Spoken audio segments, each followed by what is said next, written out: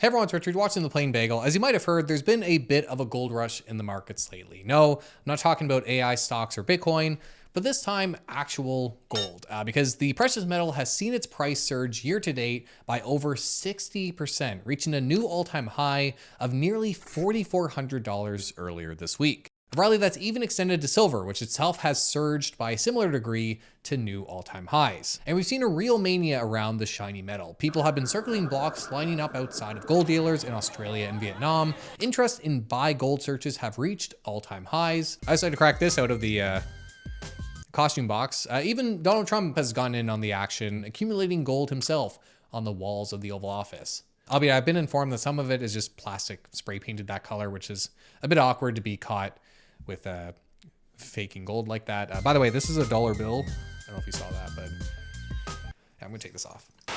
But amid all this euphoria about the shiny metal, a fairly concerning narrative has been making the rounds and gaining traction around why people are ultimately buying this asset, the so-called debasement trade.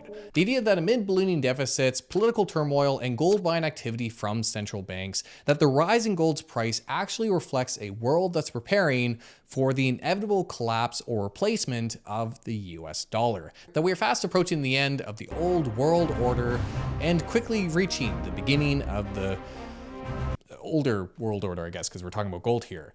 So which is it? Are we simply seeing the latest market fad, or are we truly heading towards a new golden age, for better or for worse?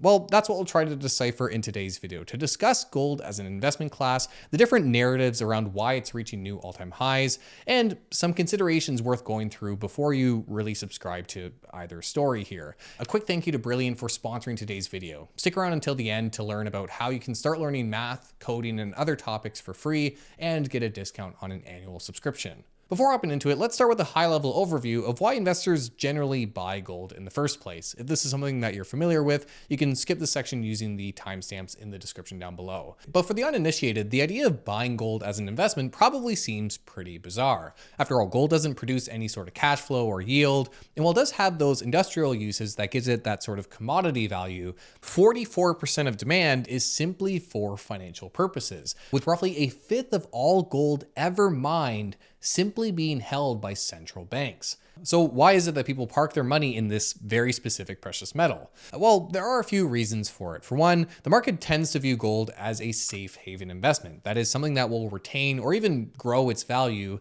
during periods of turmoil. Historically, for example, the precious metal has passed key price levels during periods of market stress, passing $1,000 an ounce with the onset of the Great Financial Crisis, $2,000 during the COVID-19 pandemic, and $3,000 earlier this year with Trump's initial tariff rollout. It's also, of course, fairly rare, with gold's total supply only growing by about 2% annually, and part of that is actually recycled gold, so it's not even all just new gold coming out of the ground. So because of that, gold is also viewed as an inflation hedge, or something that, again, will retain its value when fiat currencies are losing theirs. But by far the biggest reason why gold gets this treatment is simply its history, the mere inertia of having previously been treated as a financial asset or form of money. Something that goes back thousands of years, with it being widely coveted for jewelry and religious institutions historically for its non-corrosive properties and luster, with it up until the 1900s being used for coinage or to otherwise back the value of money, with it even today still being held by central banks to help support the value of their currencies. Now, of course, with developed countries having abandoned the gold standard in the 1970s,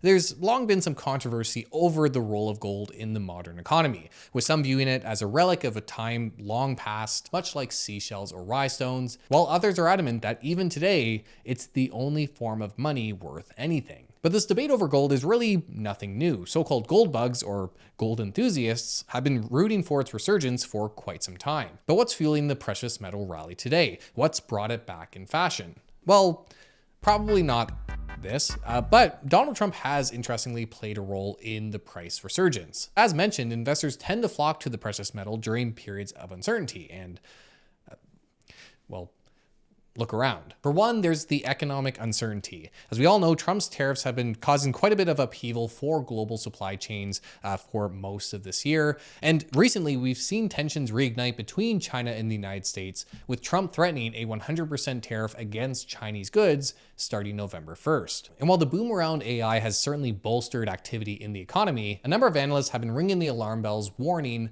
of a potential recession just around the corner. With Goldman Sachs putting the probability of a recession over the next 12 months at 20% as of September, JP Morgan putting the odds at 40% as of July, and one UBS analyst putting the probability at a staggering 93% as of September. With some even buying gold as a hedge against the supposed AI bubble. The idea that with valuations being so high for AI stocks and so much unsustainable activity in the space, that there's the risk of a severe correction, with some investors choosing to hide their money in anticipation. But one of the main economic concerns being flagged as driving some gold demand here is government debt loads, which have reached very high levels with deficits continuing to expand. And with interest rates still being fairly high, the interest burden of that debt alone risks causing some problems, something that would only be exacerbated by a recession. So that's the first thing. There's a lot of anxieties around the state of the economy.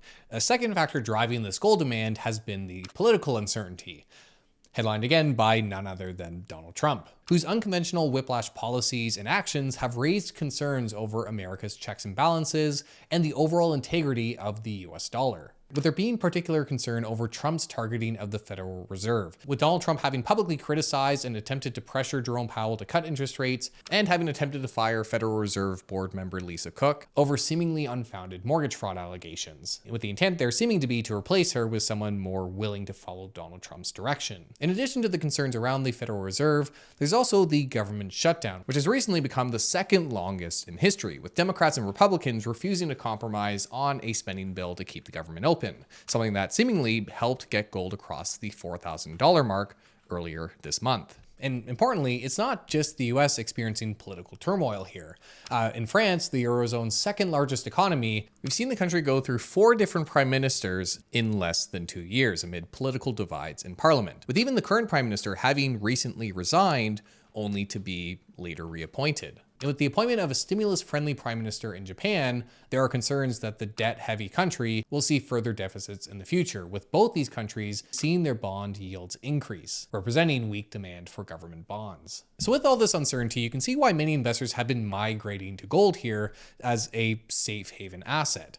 But there's one other important buyer in the market that's in part been fueling this rally, and that is central banks. You see, following the abandonment of the gold standard, we saw a general trend of central banks offloading their gold reserves, with the US dollar ultimately replacing gold as a key reserve asset. But over the last few years, central banks have become the biggest buyers of the precious metal, buying at their fastest pace since at least the 1950s. With the past 3 years, each seeing over 1,000 tons of bullion being purchased by the institutions, with the total gold held by central banks estimated to sit around 36,000 metric tons. In fact, you might have seen the headline that for the first time since 1996, central banks now hold more gold in their reserves than US treasuries. And some have speculated that's the central bank buying activity that's ultimately spurring investors to jump into the space, with many retail investors getting exposure via gold ETFs rather than actually owning the precious metal. These investment vehicles offer share representations of physical gold and have had a record year of buying activity in just the first 9 months of 2025, with more than $60 billion flowing into gold ETFs so far. Albeit total assets in gold ETFs do remain below their 2020 peak when the pandemic was fueling a lot more holding. So we really are seeing buying from all fronts here, from institutions, retail, and central banks. But it brings us back to the debate about what this all ultimately represents, with some again highlighting that this reflects the ultimate debasement trade. Currency debasement refers to the historical practice of rulers slowly eroding trust in their currency by mixing gold and silver coins with less valuable metals, something that's argued to have contributed to the collapse of the Roman Empire in 476 AD, even though that did technically happen 200 years after the coin stopped having meaningful gold or silver content. And as the name implies, some have argued that with the current ballooning US debt load, the weaponization of the dollar against Russia in 2022, and political instability in general, the US dollar is slowly being debased, with many referencing the 10% decline in the value of the US dollar this year alone, the fact that the dollar's makeup of foreign reserves has been decreasing, and of course, the surge in gold's value. We've had a lot of big names adding fire to this narrative, even if not directly supporting it. Ken Griffin of Citadel, Ray Dalio of Bridgewater, and Jamie Dimon of JP Morgan have all highlighted the risks of the US debt situation, noting gold's role to varying degrees in hedging against these risks. So with these narratives, all this interest, and of course the price chart, it's very easy to get caught up in this narrative. And there is of course a chance that gold continues to rise in price from here. But before you subscribe to the most extreme narratives here around dollar debasement and the like, there are a few things worth considering. For one, while individual investors may of course be buying gold for any assortment of reason, there's not a whole lot of evidence that the debasement trade is what's driving most market activity here. In terms of the dollar being down this year, we haven't actually seen much movement in the dollar index since April, while gold has seen roughly half of its massive surge during that period. And the dollar itself is still roughly flat from 3 years ago. So that decline doesn't really explain gold's massive price appreciation. In fact, if you price gold in terms of oil barrels, you can see that even when you strip out the dollar, the metal's value has surged dramatically. We also haven't really seen any changes in inflation expectations, suggesting that gold's surge in price doesn't really reflect a base case scenario of runaway prices. In terms of US Treasury bonds, their yields don't really reflect this abandonment of the dollar. In fact, Treasury bonds have actually increased in price since May. Also brings us to another important point around the foreign reserves of central banks. Well, yes, it is true that gold has replaced US Treasury bonds in terms of value. That has more so to do with the surge in gold's price rather than the quantity of gold held increasing meaningfully. Remember, gold's price has more than doubled over the past couple of years, so it's not really surprising that its share of these reserve market values has increased relative to treasury bonds, which have been relatively flat. And that's just treasury bonds, a type of US asset, but US dollars continue to be the #1 foreign reserve asset, with there being roughly 7 trillion in US dollars held versus the roughly $5 trillion in gold. Now, we are seeing the US dollar's share of total foreign reserves decrease over time, and that's certainly been exacerbated by recent events, but it's far from having been replaced at this point. And there's also a really important point around which central banks are actually buying gold here, because while headlines might give this impression that nations around the world are rushing to buy gold here, that's really not the case. The biggest buyers of gold year to date have been Poland, Kazakhstan, and Turkey, with China, India, and Russia also being notable buyers over the past few years. But these countries don't really reflect global interest in gold. According to a World Gold Council survey, while the percentage of countries looking to increase their gold reserves has been on the rise, most central banks aren't planning to increase their gold allocation, and those that are tend to be from emerging markets and developing economies. So we are seeing a handful of countries aggressively accumulating gold, some of which do have a very active interest in moving away from the US dollar, and the percentage of countries interested has again been increasing. We haven't seen as much buy-in from the larger world powers. And that kind of makes sense. The reason central banks have foreign currencies on hand is to allow them the liquidity to transact quickly when enacting policy. And while gold is a fairly liquid asset, it can still drag down the price to have to sell before doing these transactions compared to just having US dollars or even treasuries, which can be borrowed against very easily. And while it's great to hold an asset that's appreciating in value, it might not be a smart allocation to jump in after we've seen this volatile price appreciation. Not to mention it's a costly asset to store and doesn't generate any sort of income while you're holding it. And what's interestingly looked over quite a bit is while there's often this debate of the US dollar versus gold or other alternative assets, the US central bank is actually the one set to gain the most from gold's price appreciation, given that they currently own the largest amount globally. So some initial thoughts around the debasement trade and why you should be skeptical of this sort of overarching narrative.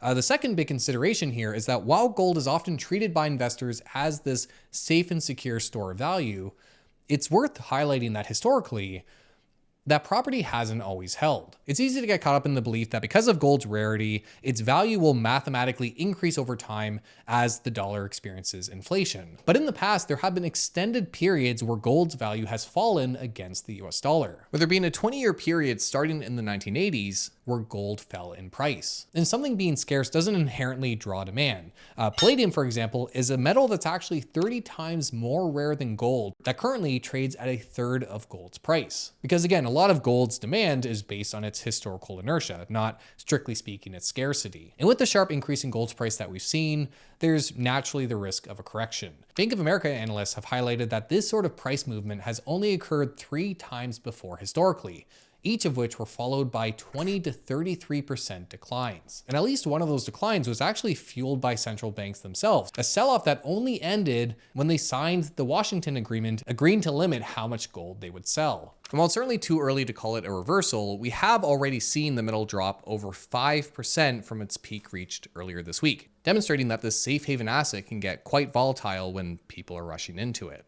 But it brings us to the ultimate question. Richard, where does gold's price go from here? To which I would respond, I have no idea.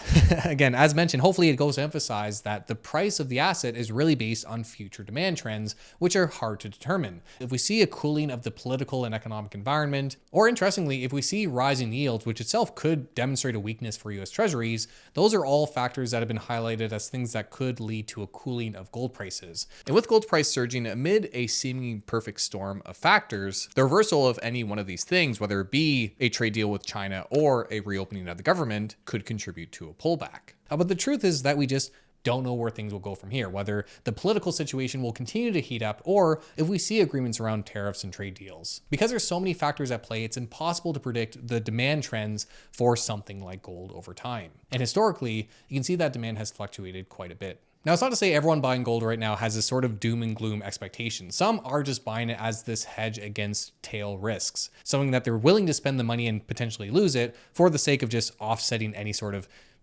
catastrophic event in the US. But my point is not to argue that gold's price won't increase or that it's certainly going to decrease from here, but rather just to highlight the risks, given that many people view this as the ultimate store of value, something that over time has maintained its worth when that hasn't been a guarantee. Thank you for watching. Before I sign off, you like charts? You get your dopamine hits from a good XY axis? What about AI? Curious how AI does that thing? Well, what if I told you that you could learn more about the inner workings of these things and how many other subjects worked? That's right, because today's sponsor Brilliant offers a learning platform for subjects ranging from math and data science to AI and programming. Now, of course, learning platforms are nothing new, but what's really unique about Brilliant is that they focus on active participation. That is, incorporating activities that allow you to play with the concept and work through exercises to enhance your understanding of the topic, rather than just having you watch 2-hour lecture videos. Their data module, for example, covers everything from data visualizations to statistical models and measurements, with the activities visualizing what can otherwise be fairly difficult to grasp topics. Like I mentioned, for example, how platforms like ChatGPT use tokens to ultimately run their AI models. What's also handy is that the lessons are bite-sized, meaning you can tackle it in just a few minutes of dedication a day, or if you want to dedicate and push through a topic, you can put in as much time as you please. And the best part is that you can try Brilliant completely free. Just go to brilliant.org/theplainbagel, scan the QR code on screen, or click the link in the description. Brilliant's also going to give viewers 20% off an annual premium subscription, which gives you unlimited daily access to everything on the platform. Thank you, Brilliant, and thank you guys for joining me today. I hope you found this video helpful. If you did, please do make sure to like, subscribe, all that good stuff. It does help the channel tremendously. And let me know your thoughts on gold, whether you think it's a relic of the past or you think it might beat out the dollar as the top reserve assets. Personally, I'm hedging my bets with the golden dollar bill chain. This was like $5 from Amazon, but I'm getting my money's worth. Thanks again for joining me, and as always, be safe out there.